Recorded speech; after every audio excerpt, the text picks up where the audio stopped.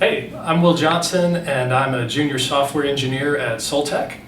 And one of the questions that we often get at SOLTECH is, what's mobile responsive design all about? And there are really three issues that come up that we hear clients ask about mobile responsive design.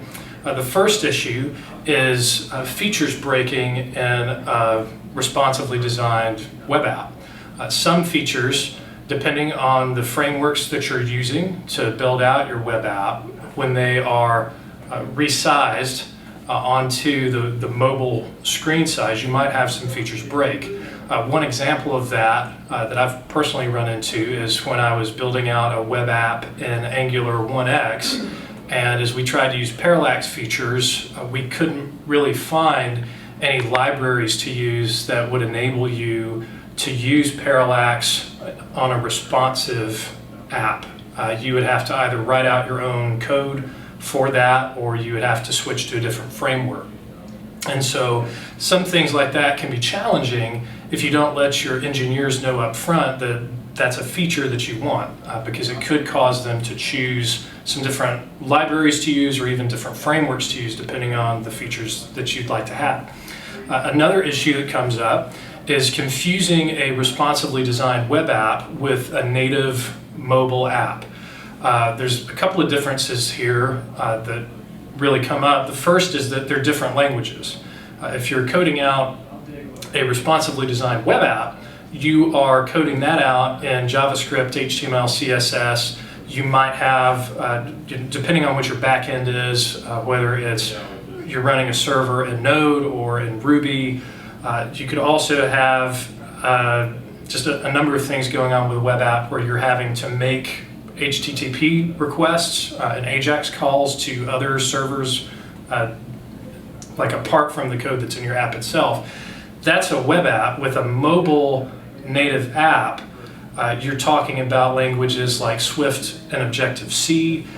With Android, you're talking about using the Android SDK and potentially even, I think even Java. I haven't coded for Android apps. But there are some ways to work around that if you use things like the Ionic framework that allows you to code out an app that will work on both iOS devices and Android devices by coding it out in JavaScript, HTML, and CSS. But there's some trade-offs that you make there if you choose to do that. And so being aware of what those trade-offs are and what the pros are of going with a responsive web app versus a native mobile app, and what are the cons of that, that will help you decide how you should approach building out your software. One good thing about responsive web apps is that they are cross-platform. So anybody with a cell phone in the world that has internet access could use your app. If you make native mobile apps, they're going to either have to download them from an app store or do some kind of side loading to be able to use them.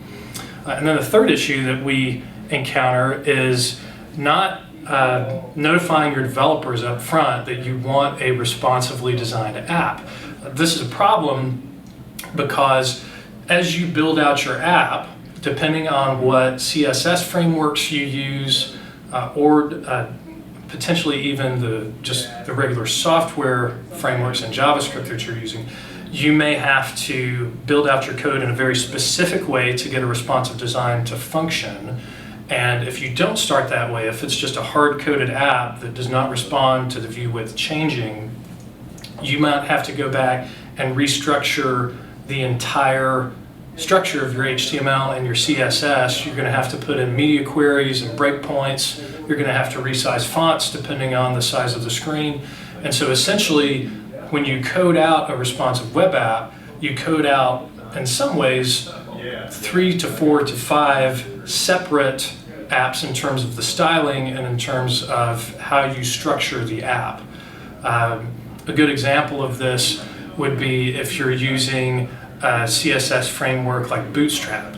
In Bootstrap, there are very specific ways in the HTML that you set up your divs, and there are things like if you're going to use their grid that's built in, you give your divs and your HTML certain classes that will allow the grid to resize in a specific way when the page view changes.